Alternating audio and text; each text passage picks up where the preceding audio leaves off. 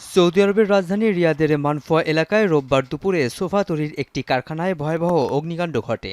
এতে বহু মানুষ হতাহত হয়। রোববার রাতে অগ্নিকাণ্ডের খবর নিশ্চিত করে প্রবাসী কল্যাণ ও বৈদেশিক কর্মসংস্থান মন্ত্রণালয়।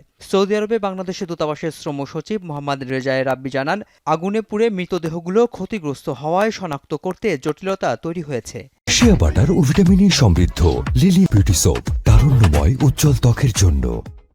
মৃতদেহ এতটাই ক্ষতিগ্রস্ত হয়ে গেছে যে আসলে শনাক্ত করা কঠিন যে কয়জন মারা গেছে, কারা কারা মারা গেছে। তো স্থানীয় যে ওখানকার লোকাল যারা আছে এদের আমরা সহায়তা নিয়ে আমাদের ডেড বডি শনাক্ত করতে হবে। শনাক্ত করা গেলে তখন বলা যাবে যে আসলে একদম এক্সাক্ট কে কে মারা গেছেন, কয়জন মারা গেছেন। ঘটনার পর মন্ত্রণালয় থেকে লিখিত এক বিবৃতিতে অগ্নিকাণ্ডে বাংলাদেশি নাগরিকদের মৃত্যুর ঘটনায় গভীর শোক জানিয়েছে প্রবাসী কল্যাণ ও বৈদেশিক কর্মসংস্থান মন্ত্রী আরিফুল হক চৌধুরী।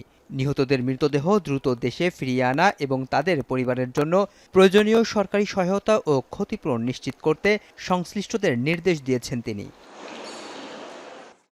এদিকে দুর্ঘটনার পর সৌদি আরবে বাংলাদেশি দূতাবাসের স্থানীয় কর্তৃপক্ষের সঙ্গে যোগাযোগ রেখে ঘটনাস্থলের পরিস্থিতি পর্যবেক্ষণ করছে।